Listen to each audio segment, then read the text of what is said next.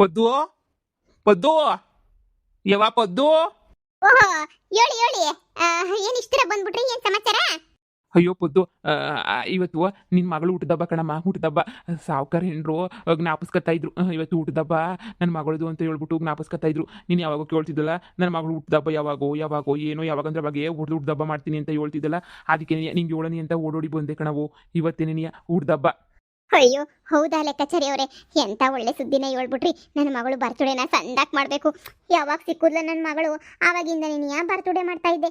ಆದ್ರೆ ಇವಾಗ ನಿಜವಾದ ಬರ್ತಡೇ ಗೊತ್ತಾಯ್ತಲ್ಲ, ಇವತ್ತೇ ನೀನು ಮಾಡ್ತೀನಿ. ಒಳ್ಳೆ ಕೆಲಸನೇ ನೀನು ಮಾಡಿದ್ದೀರಾ.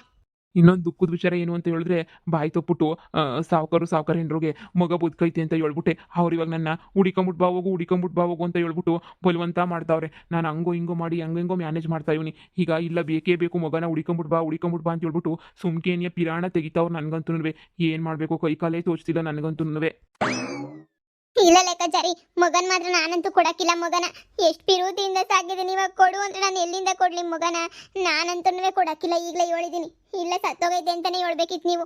ನಾನು ಹೆಂಗೋ ಸಾಕೊಂಡಿವ್ನಿ. ಅವ್ರ ಆಸ್ತಿನೂ ಬೇಡ ಪಾಸ್ತಿನೂ ಬೇಡ ಏನು ಬೇಡ, ಈಗ ಮುದ್ದಾಗಿ ಸಾಕೊಂಡಿದ್ದೀನಿ. ನನಗೆ ಹೆಂಗ್ ಬೇಕೋ ಹಂಗೆ ಬೆಳೆಸಿದ್ದೀನಿ. ಈಗ ಮತ್ತೆ ಏನಾದ್ರೂ ಅದು ಇದು ಅಂತ ಹೇಳ್ಬಿಟ್ಟು ಆಗ್ಬಿಟ್ರೆ ಕಷ್ಟ ಆಯ್ತದೆ. ಇಲ್ಲ ನಾನಂತೂ ಮಗನ ಮಾತ್ರ ಕೊಡಕ್ಕಿಲ್ಲ. ಈಗಲೇ ಹೇಳಿದೀನಿ, ನೀವು ಕೊಡಕ್ಕಿಲ್ಲ ನಾನು. ಅಯ್ಯೋ ನನಗೆ ಇಷ್ಟ ಇಲ್ಲ. ಈಗ ಮತ್ತೆ ಮಗನ ಅವ್ರ ಮನೆ ಕರ್ಕೊಂಡು ಹೋಗ್ಬಿಟ್ಟು ಸಾವುಕಾರ ಸಾಯಿಸ್ಬಿಡ್ತಾನೆ. ಅವನು ಮೂಢನಂಬಿಕೆನಾಗೆ ನೀನು ಬದುಕ್ತಾವನಿ, ಸಾಯಿಸ್ಬಿಡ್ತಾನೆ ಕಣವ. ಯಾವತ್ತೂ ಬಂದ್ಬಿಟ್ಟು ನನ್ನ ಮಗನ ಕೊಡು ಅಂತ ಕೇಳೋದೇ ಇಲ್ಲ. ನೀವೇನು ತಲೆ ಕೆಡ್ಸ್ಕೊಳಕ್ಕೆ ಹೋಗ್ಬಿಡಿ. ನಾನು ಹೆಂಗೋ ಮಾಡಿ ಸಿಗಲಿಲ್ಲ ಮಾಡಲಿಲ್ಲ ಅಂತ ಹೆಂಗೋ ಹೇಳಿ ಸುಳ್ಳು ಹೇಳಿ ಮಾಡಿ ಏನೇನೇನೇನೋ ಮಾಡ್ತೀನಿ. ನೀವೇನು ತಲೆಗಚ್ಕೊಳಕ್ಕೆ ಹೋಗ್ಬೇಡಿ. ಸರಿ ಹೇಳಿ, ನೀವು ಅದೇನ ಮ್ಯಾನೇಜ್ ಮಾಡ್ಕೊಳ್ಳಿ. ನಾನಂತೂ ಮಗನ್ ಮಾತ್ರ ಕೊಡಕ್ಕಿಲ್ಲ. ಈಗಲೇ ಹೇಳಿದೀನಿ, ಮಗನ ಮೇಲೆ ಪಿರಾಣನೇ ನೀವೇ ಮಾಡಿಕೊಂಡಿವ್ನಿ. ನಾನಂತೂ ಕೊಡಕ್ಕಿಲ್ಲ ಮಗನ. ಇವತ್ತು ಬರ್ತಡೇ ಬೇರೆ, ನನ್ನ ಮಗಳು ಬರ್ತಡೇಗೆ ಹೋಗ್ಬಿಟ್ಟು ಹೊಸ ಬಟ್ಟೆ ಎಲ್ಲ ತರಬೇಕು, ಕೇಕು ಎಲ್ಲ ತಂದು ಬೇರೆ ಕೊಟ್ಟು ಮಾಡಿಸ್ಬೇಕು. ನಾನಂತೂ ಗ್ರ್ಯಾಂಡಾಗಿ ಸಂಡಕ್ಕೆ ಏನಿಯ ಮಾಡ್ತೀನಿ ಬರ್ತಡೇಯ. ನೀವು ತುಂಬ ಥ್ಯಾಂಕ್ಸ್ ಹೇಳಿದಕ್ಕೆ. ನನ್ನ ಮಗಳನ್ನ ಮಾತ್ರ ಕೊಡಕ್ಕಿಲ್ಲ. ನೀವು ಏನು ಹೇಳ್ತಿರೋ ಏನು ಬಿಡ್ತಿರೋ ನನ್ನ ಮೇಲೆ ಹಣೆ ಕೇಳಿ. ಇನ್ನೊಂದಿದೆ ಎಂದು ಹೇಳಂಗಿಲ್ಲ ನೀವು ನಮ್ಮನೆಗಳು ಮಗಳು ಅಂತ ಹೇಳ್ಬಿಟ್ಟು. ಇಲ್ಲ ಕಣ್ತಾಯಿ, ನೀನು ಇಷ್ಟು ಪಿರುತಿಯಿಂದ ಬೆಳೆಸಿದ್ಯಾ ಮಗನ, ನನಗೆ ಗೊತ್ತಿತ್ತು. ಅದಕ್ಕೆ ನಾನು ನಿನಗೆ ಕೊಟ್ಟಿದ್ದು ಮಗನ ಸಾಕತ್ತೀಯ ಅಂತ ಹೇಳ್ಬಿಟ್ಟು. ನಿನಗೆ ಇನ್ನೊಂದು ಮಗ ಆದ್ರೂ ಈ ಮಗನ ಮಾತ್ರ ಸಂದಕ್ಕೆ ಬೆಳೆಸ್ತೀಯ ಅಂತ ನಂಗೆ ಸಂದ ಗೊತ್ತು ಬಿಡವ. ಏನು ತಲೆ ಕೆಡಿಸ್ಕೊಳಂಗೇನಿಲ್ಲ. ಆಯ್ತು ಆಯ್ತು, ಇನ್ನೊಂದು ಮಗ ಆದ್ರೂ ಇವಳೇ ನನ್ನ ಮುದ್ದಿನ ಮಗಳು. ಸರಿ ಕಣವ, ನಾನು ಇಲ್ಲಿ ಜಾಸ್ತಿ ಹೊತ್ತು ನಿಂತ್ಕೊಬಿಟ್ರೆ ಆಮೇಕಿಂದ ಯಾರನ್ನ ನೋಡ್ಬಿಟ್ರೆ ಮತ್ತೆ ಡೌಟ್ ಬಿಟ್ಬಿಡ್ತಾರೆ. ನಾನಂತೂ ಹೋಯ್ತೀನಿ. ಸರಿ ಸರಿ ಆಯ್ತು. ಅಲ್ಲ ಇಷ್ಟು ದಿನ ಸಾಕೊಂಡಿದ್ದೀನಿ. ಇದ್ದಕ್ಕಿದ್ದಂಗೆ ಏನೇ ಕೊಟ್ಬಿಡ್ಬೇಕು ಅಂತ ಹೇಳಿದ್ರೆ ನಾನು ಎಲ್ಲಿ ಕೊಡ್ಲಿ ಮಗನ? ನಾನಂತೂ ಕೊಡಕ್ಕಿಲ್ಲ ನನ್ನ ಮಗನ. ಸುಮ್ಕೇನೆ ನೀ ಹೆಂಗೆ ಹೇಳ್ತಾರೋ ಇವ್ರಂತೂ ನನವೇ.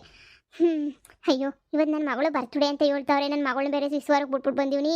ಹೋಗ್ಬಿಟ್ಟು ಸಿಸ್ವಾರಿಂದ ಕರ್ಕೊಂಡೋಗ್ಬಿಟ್ಟು ಕೇಕು, ಬೇಕ್ರಿನ ಕೇಕು, ಹಂಗೆ ನೀ ಒಂದು ಜೊತೆ ಬಟ್ಟೆ ಎಲ್ಲ ಕೊಡಿಸ್ಕೊಂಡು ಕರ್ಕೊಬಂದು ಮನೆಗೆ ನೀ ಕೇಕ್ ಕೊಟ್ಟು ಮಾಡಿ ಒಬ್ಬಟ್ಟು ಬೇರೆ ಮಾಡಬೇಕು. ಅಯ್ಯೋ, ಒಂಚೂರು ಬೇಗ ಹೇಳಿದ್ರೆ ಏನಾಗೋದಿವ ಇವಂಗೆ. ಫಸ್ಟ್ ಹೋಗೋಣ, ನನ್ನ ಮಗಳನ್ನ ಕರ್ಕೊಂಬಿಟ್ಟು ಬರೋಣ ಸಿಸ್ವರ್ಗೆ ಹೋಗ್ಬಿಟ್ಟು. ಹಲೋ ಸರಜಿ, ಇವತ್ತು ನನ್ನ ಮಗಳು ಹುಡ್ದ ಬನ್ನಿ. ಅಮ್ಮ ಮರ್ತೋಗಿದ್ದೆ. ಸರಿ ಬಾ, ಹೋಗ್ಬಿಟ್ಟು ಏನಂತ ತಗೊಬಿಟ್ಟು ಬರಬೇಕು. ನಮ್ಮ ಅಮ್ಮಂಗೂ ಫೋನ್ ಹಾಕ್ತೀನಿ. ಬಾ ಅಮ್ಮ, ನನ್ನ ಮಗಳು ಹುಡ್ದ ಬಾ ಕಣಮ್ಮ ಇವತ್ತು. ಬಾಮ ಸರ್ನ ಬಾಮ.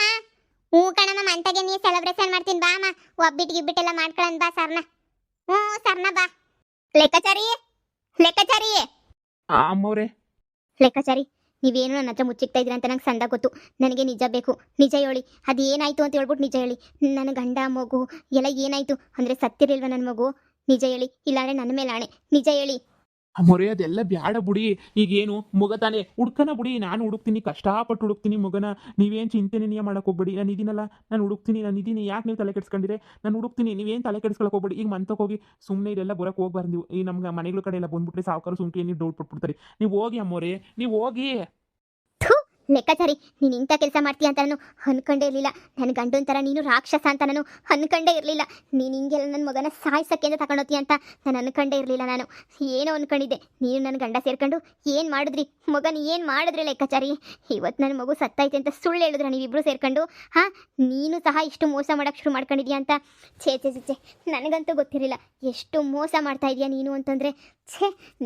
ನೀನು ಆ ತಂದೆ ಸಂಬಂಧ ಇಟ್ಕೊಂಡು ನಾನು ನಿನ್ನ ತಂದೆ ಅನ್ಕೊಂತಿದ್ದೆ. ಆದರೆ ನೀನು ಮಾಡಿರೋದು ದೊಡ್ಡ ಮೋಸ ಎಲ್ಲ ಮೋಸ. ಅಮ್ಮೋರೆ, ದಯವಿಟ್ಟು ಆ ಥರ ಮಾತಾಡಬೇಡಿ. ನಿಜ ಏನು ಅಂತ ಗೊತ್ತಿಲ್ದಂಗೆ ಸುಮ್ಮನೆ ಎಲ್ಲರ ಮೇಲೂ ಅಪವಾದನೆ ಒರೆಸ್ಬೇಡಿ. ನಿಮಗೆ ಸತ್ಯ ಏನು ಅಂತ ಗೊತ್ತಾದ್ರೆ ತಡ್ಕೊಳ್ಳೋ ಶಕ್ತಿ ನಿಮ್ಗಿಲ್ಲ. ಅದಕ್ಕೆ ನಾನು ಹೇಳ್ತಾ ಇದ್ದೀನಿ, ಅದೆಲ್ಲ ಏನು ಬೇಡ, ಸುಮ್ಕಿರ್ರಿ. ಇಲ್ಲ, ನೀನೇ ಮೋಸ್ಗಾರ. ಇಲ್ಲ ಅಮ್ಮೋರೆ, ನಾನು ಹಂಗೇನು ಮಾಡಿಲ್ಲ. ಮತ್ತೆ ನಿಜ ಹೇಳು, ನನಗೆ ನಿಜ ಹೇಳು. ಎತ್ತು ಕಳ್ಳು ಉರಿತಾ ಇತ್ತಲ್ಲಿ, ಸಾಯ್ತಾ ಇವ್ನಿ ನನ್ನ ಮಗಳು ಮಗಳು ಮಗಳು ಮಗಳು ಅಂತ ಎಷ್ಟು ಹೊಟ್ಟೆ ಉರಿತಾ ಇದ್ರು ನನಗೆ. ನಿಂಗೆ ಕರುಣೆ ಬರ್ತಾ ಇಲ್ವಾ? ನನಗೆ ಹೇಳ್ಬೇಕು ವಿಷಯ ಅಂತ ನಿಂಗೆ ಗೊತ್ತಾಗ್ತಿಲ್ವಾ? ನಿಂಗೆ ಅನ್ನಿಸ್ತಿಲ್ವಾ ನನ್ನ ಸತ್ರುನು ಹಂಗೆ ಇರಬೇಕು ಅಂತ ಅನ್ನಿಸ್ತಾಯ್ತಾ ನಿಂಗೆ? ಹೇಳು. ಅಮ್ಮೋರೆ ಹೇಳ್ತೀನಿ, ನಿಮಗೂ ಅರ್ಥ ಆಯ್ತದೆ ಅಂತ ಅನ್ಕೊಂಡಿದ್ದೀನಿ. ಅಮ್ಮೋರೆ ಅವಾಗ ನೀವೂನುವೆ ಸಾವುಕಾರು ಜಗಳ ಆಡಿದಾಗ ಅದಕ್ಕೂ ಮುಂಚೆ ನಿಮಗೆ ಮಗು ಆಯ್ತಲ್ಲ, ಆವಾಗ ಸಾವುಕಾರರು ಪುರೋಹಿತರ ಹತ್ರ ಹೋಗಿದ್ರು. ಅವ್ರೇನಂತ ಹೇಳಿದ್ರು ಅಂತಂದರೆ, ಈ ಮಗುವಿಂದನೇ ನಿಮಗೆ ಸಾವು, ಮುಂದೆ ಈ ಮಗುವಿಂದನೇ ನಿಮಗೆ ಪ್ರಾಣಾಪಾಯ ಐತೆ, ನೀವು ಈ ಮಗುವಿಂದನೇ ನೀವು ಸತ್ತೋಯ್ತೀರಾ ಅಂತ ಹೇಳ್ಬಿಟ್ಟು ಪುರೋಹಿತರು ಹೇಳಿದ್ರು. ಏನು ಹೇಳ್ತಿದ್ಯಾ ಲೆಕ್ಕಾಚಾರಿ? ಹೌದು ಅಮ್ಮೋರೆ, ಹಿಂಗೆ ನೀ ಹೇಳಿದ್ರು ಪುರೋಹಿತರು, ಹಿಂಗೆ ಎಲ್ಲನೂ ಹೇಳಿದ್ರು, ಹಿಂಗೆ ಅಂತ ಹೇಳ್ಬಿಟ್ಟು. ಅದಕ್ಕೆ ಆವಾಗ ನಿಮ್ಮ ಹತ್ರ ಬಂದ್ಬಿಟ್ಟು ಬೇಕಂತ ನೀ ಬೇರೆ ಯಾವುದೋ ವಿಚಾರಕ್ಕೆ ಜಗಳ ಎಲ್ಲ ಮಾಡಿ ಮಗನ ಅವರೇನೇ ಕಿತ್ಕೋಬೇಕು ಅನ್ನಂಗೆ ಪ್ಲಾನ್ ಮಾಡಿದ್ರು ಅಮ್ಮೋರೆ. ಮಗನ ಎಲ್ಲನೂ ಅವರೇ ಕಿತ್ಕೊಬಿಟ್ರು. ಆಮೇಕಿಂದ ನೀವು ಜಗಳ ಮಾಡ್ಕೊಂಡು ಮುನಿಸ್ಕೊಂಡು ಹೊಂಟೋಗ್ಬಿಟ್ರಿ ಮಗನ ಕರ್ಕೊಂಡು. ನಿಮ್ಗೊಬ್ಬ ವಾಪಸ್ ಏನೇ ಇತ್ತು, ಹೊಂಟೋಗ್ಬಿಟ್ರಿ ಮಗನ ಕೊಡೋಕ್ಕಿಲ್ಲ ಅಂತ ಸಾವುಕಾರ ಕಿತ್ಕೊಂಡಿದ್ದ ತಕ್ಷಣ ನೀ. ಆಮೇಕಿಂದ ಸಾವುಕಾರರು ನೀವು ಹೊಂಟೋದ್ಮೇಲೆ ಮಗನ್ ತಂದು ನನ್ನ ಕೈ ಇಕ್ಕಿದ್ರು. ಏನು ಹೇಳ್ತಿದ್ಯಾ? ಮಗನ ನೀನು ಕೊಟ್ರಾ? ಏನಕ್ಕೆ? ನೀನೇ ಸಾಕ ಅಂತ ಕೊಟ್ರಾ? ಇಲ್ಲ, ಮಗನ ಸಾಯಿಸ್ಬಿಟ್ಟು ಎಲ್ಲಾದರೂ ಊತಾಕ್ಬಿಡು, ಮಗ ಏನಾದರೂ ಬದುಕಿದ್ರೆ ನನ್ನ ಜೀವಕ್ಕೆ ನೀನು ಅಪಾಯ ಐತೆ ಅಂತ ಹೇಳ್ಬಿಟ್ಟು ಪುರೋಹಿತರು ಹೇಳೋರೆ. ಈ ಮಗ ಇದ್ರೆ ನೀನು ಇದ್ರೆ ಬದುಕಕ್ಕಿಲ್ಲ, ನಾನು ಈ ಮಗನ ಸಾಯಿಸ್ಬಿಟ್ಟು ಇರೋನ ಊತಾಕ್ಬಿಟ್ಟು ಬಂದ್ಬಿಡು, ನನ್ನ ಹೆಂಡತಿ ಕೇಳಿದ್ರೆ ಮಗ ಸತ್ತೋಗ್ಬಿಡ್ತು ಅಂತ ಹೇಳ್ಬಿಟ್ಟು ಸಾವುಕಾರ ನೀನು ಹೇಳಿದ್ದು ಅಮ್ಮೋರೆ. ಏನು ಹೇಳ್ತಿದ್ಯಾ ಲೆಕ್ಕಾಚಾರಿ? ನೀನು ಹೇಳ್ತಿರೋದೆಲ್ಲ ನಿಜನಾ? ಹೌದು ಅಮ್ಮೋರೆ, ಮಗ ನಾನು ಎತ್ಕೊಂಡು ಈಚೆ ಕಡೆಗೆ ಬಂದ್ಬಿಟ್ಟೆ. ಆದರೆ ಮಗ ಮುಖ ನೋಡಿದ್ರೆ ನನಗಂತೂ ಆಗಲಿಲ್ಲ ಸಾಯ್ಸೋಕ್ಕೆ ಮನಸ್ಸಲ್ಲಿ ಬರ್ತದೆ ಅಮ್ಮೋರೆ. ನಮಗೆಲ್ಲ ಸಾಯಿಸೋ ವಂಶ ಅಲ್ಲ ನಮ್ಮದು. ಅದಕ್ಕೆ ನೋಡಿ ನಾನೇ ತಗೊಂಡೋಗಿ ಮನೆಗೆ ಒಂದು ಸ್ವಲ್ಪ ದಿನ ಇಟ್ಕೊಂಡು ನಾನೇ ನೀನು ಗೊತ್ತಾಗ್ದಂಗೆ ನಾನು ನನ್ನ ಹೆಂಡತಿ ನಮ್ಮಮ್ಮ ಎಲ್ಲನೂ ಬೆಳೆಸಿದ್ವಿ. ಎಂಥ ನನ್ನ ಮಗನ ಜೊತೆ ಸಂಸಾರ ಮಾಡ್ಕೊಂಡಿದ್ದೀನಿ ಲೆಕ್ಕಾಚಾರಿ ನಾನು. ಎಂಥ ನನ್ನ ಮಗನ ಜೊತೆ ಸಂಸಾರ ಮಾಡ್ಕೊಂಡಿದ್ದೀನಿ ನಾನು.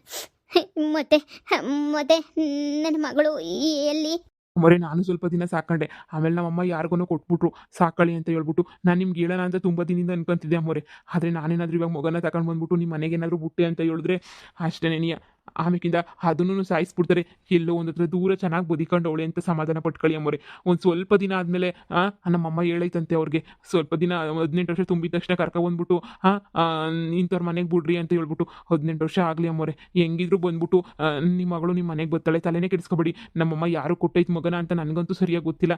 ನಮ್ಮಮ್ಮ ಇಷ್ಟು ಹೇಳಿತ್ತು ಅಷ್ಟೇ ನನಗೆ. ನೀವೇನು ತಲೆ ಕೆಡಿಸ್ಕೊಳಕ್ಕೆ ಹೋಗ್ಬಿಡಿ, ನಿಮ್ಮ ಮಗಳು ಬದುಕೊಳ್ಳಿ ಅಂತ ಖುಷಿ ಪಡಿ. ಈಗ ಅಕಸ್ಮಾತ್ ನೀವು ಹಠ ಮಾಡಿ ಹುಡುಕಿ ಜಗಳ ಮಾಡಿ ಮನೆ ಕರ್ಕೊಂಬಂದ್ರೂ ನಿಮ್ಮ ಗಂಡ ಸಾವುಕಾರು ಸಾಯಿಸ್ಬಿಡ್ತಾರ ಅಮ್ಮೋರೆ. ಇದೆಲ್ಲ ನಿಮಗೆ ಬೇಡ ಅಂತ ಅನ್ಕೊಂತೀನಿ ನಾನು. ಅಯ್ಯೋ, ನಾನು ಏನು ಕರ್ಮ ಮಾಡಿದ್ದೆ ಅಂತ ನನಗೆ ಎಂಥ ಗಂಡನ್ ಕೊಟ್ಬಿಟ್ಟೆ ದೇವ್ರೆ, ಎಂಥ ಗಂಡನ್ ಕೊಟ್ಬಿಟ್ಟೆ. ಇಂಥ ನನ್ನ ಗಂಡನ್ ಕಟ್ಕೊಂಡು ನಾನು ಸ್ವಂತ ಮಗಳನ್ನೇ ಸಾಯಿಸ ಅಂತ ಕಟ್ಟುಕು ಪಾಪಿ ಅವನು. ನಾನು ಅವ್ರ ಮನೆಗೊಂದು ಕ್ಷಣ ಇರಲ್ಲ. ಮೊರೆ ಹಂಗೆ ಅನ್ನಕ್ಕೆ ಹೋಗ್ಬಿಡಿ. ನೀವು ಒಂದು ಕ್ಷಣ ಇರಲ್ಲ ಅಂತ ಏನೋ ಹೊಂಟೋಗ್ಬಿಟ್ರೆ ಅಷ್ಟೇ ನೀ ಆರಾಮಾಗಿ ಸಾವುಕಾರ ಇನ್ನೊಬ್ಬಳನ್ನ ಅವಳನ್ನ ಕರ್ಕೊಂಡು ಮನೆಗೆ ಇರಿಸ್ಕೊಂತಾನೆ. ಮತ್ತೆ ನಿಮ್ಮ ಸಂಸಾರ ಕಿತ್ತೋಯ್ತದೆ. ಈಗ ಮಗನ ಹೆಸರನಾಗ ಆಸ್ತಿ ಐತಿ ಅನ್ನೋ ಒಂದೇ ಒಂದು ಆಸೆಗೆ ನಿಮ್ಮನ್ನೆಲ್ಲ ಚೆನ್ನಾಗಿ ನೋಡ್ಕೊಂತವ್ರೆ. ಇಲ್ಲ ಅಂದರೆ ಅದು ಇರ್ತಾ ಇರಲಿಲ್ಲ. 18 ವರ್ಷ ಆದಮೇಲೆ ನಿಮ್ಮ ಮಗಂಗೆ ಏನು ಮಾಡ್ತಾರೋ ಅದನ್ನೂ ಗೊತ್ತಿಲ್ಲ. ಹುಷಾರಾಗಿ ಜೊತೆಗೆ ಇದ್ಕೊಂಡು ನೋಡ್ಕೊಳ್ಳಿ. ನಾನು ಸಾವುಕಾರನ ಚಿಕ್ಕ ಹುಡುಗನಾಗಿಂದನೂ ನೋಡಿದ್ದೀನಿ. ಅವರು ಜಾಸ್ತಿ ಅವ್ರದ್ದನ್ನು ಮಾತ್ರ ಅವ್ರು ನೋಡ್ಕೊತಾರೆ. ಪಕ್ಕದಾಗಿರೋ ಸತ್ರುನೂ ಅವ್ರು ಯೋಚನೆ ಮಾಡೋಕ್ಕಿಲ್ಲ. ಅದಕ್ಕೆ ನಿಮ್ಗೆ ಹೇಳ್ತಾ ಇರೋದು ನೋಡಿ, ನಾನು ಹೇಳ್ದಷ್ಟು ಕೇಳಿ. ಆಯ್ತು ಲೆಕ್ಕಾಚಾರಿ, ಮಗಳು ಎಲ್ಲಿದ್ರೂ ಸುಖವಾಗಿದ್ರೆ ಸಾಕು. 18 ವರ್ಷ ಆಗಿದ ತಕ್ಷಣ ನನ್ನ ಮಗಳು ಮನೆಗೆ ಬರ್ತಾಳೆ ಅಲ್ವಾ? ಬರ್ತಾಳೆ, ನೀವು ತಲೆನೇ ಕೆಡಿಸ್ಕೊಬೇಡಿ, ಬರ್ತಾಳೆ. ಎಲ್ಲಿದ್ರು ನನ್ನ ಮಗಳು ಸುಖವಾಗಿರ್ಲಿ ಅಷ್ಟೇ ಸಾಕು. ಲೆಕ್ಕಾಚಾರಿ, ನನ್ನ ಮಗಳು ಎಲ್ಲವಳೆ ಅಂತ ನನಗೆ ಗೊತ್ತಿದ್ರೆ ಒಂಚೂರು ದುಡ್ಡಿನ ಸಹಾಯ ಆದರೂ ಮಾಡ್ಬೋದಿತ್ತು. ಈಗ ಮಗಳು ಎಲ್ಲವಳೆ ಅಂತ ನಿನಗೂ ಗೊತ್ತಿಲ್ಲ ಅಂತ ಅಂತಿದ್ಯಾ. ಆಯಿತು, ಪರವಾಗಿಲ್ಲ. ನನ್ನ ಮಗಳು 18 ವರ್ಷ ಆದಮೇಲೆ ಮನೆಗೆ ಬರ್ತಾಳಲ್ಲ, ಇನ್ನೊಂದು ಸ್ವಲ್ಪ ದಿನಕ್ಕಾದರೆ ಬಂದೇ ಬರ್ತಾಳೆ. ಆಯಿತು ಬಿಡು ಲೆಕ್ಕಾಚಾರಿ, ನೀನು ನನಗೆಂದು ಸುಳ್ಳು ಹೇಳಲ್ಲ ಅಂತ ನಂಗೆ ಸಂದ ಗೊತ್ತು. ನಮ್ಮ ಮನೆಗೆ ನನ್ನ ಮಗಳು ಪ್ರಾಣಕ್ಕೆ ಅಪಾಯ ಐತೆ ಅಂತಂದರೆ ಸರಿ ಆಯಿತು ಬಿಡು, ನನ್ನ ಮಗಳು ದೂರನೇ ಇರಲಿ. ಅಮ್ಮೋರೆ ನಾನು ಹೇಳಿರೋ ವಿಷಯನ ಯಾರಿಗೂ ಹೇಳಲ್ಲ ಬಿಡಿ. ನಾನು ಹೆಂಗೆಂಗೋ ಬೈದ್ಬಿಟ್ಟೆ, ನಿನ್ನ ಕ್ಷಮಿಸ್ಬಿಡಿ. ನೀವೇನಾದರೂ ಮಗನ ಸಾಯಿಸ್ಬಿಟ್ಟಿದ್ರೆ ಇವತ್ತು ನನ್ನ ಮಗಳು ಉಳಿತಾ ಇರಲಿಲ್ಲ. ಆದರೆ ನೀವಂಥ ಕೆಲಸ ಮಾಡಲಿಲ್ಲ, ನನ್ನ ಮಗಳನ್ನ ಉಳಿಸ್ಬಿಟ್ರಿ. ನಿಮ್ಮ ಋಣನ ನಾನು ಯಾವತ್ತೂ ಮರೆಯೋಕ್ಕಿಲ್ಲ. ಅಯ್ಯೋ ಅಮ್ಮೋರೆ, ಇಷ್ಟೊಂದು ದೊಡ್ಡ ಮಾತುಗಳೆಲ್ಲ ಬೇಡ. ಇಲ್ಲ ಲೆಕ್ಕಾಚಾರಿ, ತುಂಬಾ ಸಹಾಯ ಮಾಡಿಬಿಟ್ರಿ ನೀವು ನನಗೆ. ಆಯಿತು, ನನ್ನ ಮಗಳು ಬದುಕೋಳೆ ಅಂತ ಹೇಳ್ಬಿಟ್ಟು ಮನಸ್ಸಾಗ ಎಲ್ಲೋ ಒಂದು ಹತ್ರ ಸಮಾಧಾನ ಮಾಡ್ಕೊಂಡೆ ಜೀವನ ಮಾಡ್ತೀನಿ ಬಿಡಿ.